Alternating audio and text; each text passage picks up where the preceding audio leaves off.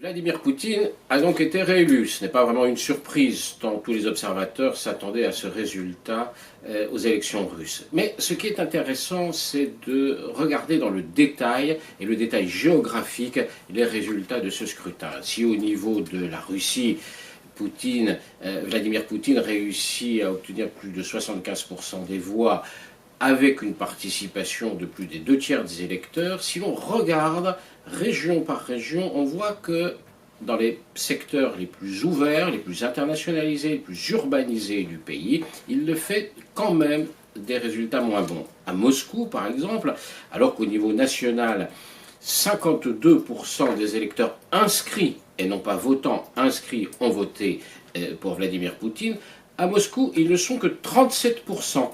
À Saint-Pétersbourg, 41%. À Novgorod, une ville du nord-ouest de la Russie, traditionnellement très européenne, 38%. Et dans l'extrême-orient russe, dans la région de Vladivostok, proche du Japon et de la Chine, 36%. On voit donc des différentiels de près de 15 points entre le résultat national et le résultat dans les grandes villes les plus internationalisées du pays. C'est donc bien la preuve que la société russe n'est pas aussi unanime que les résultats pourraient le laisser croire.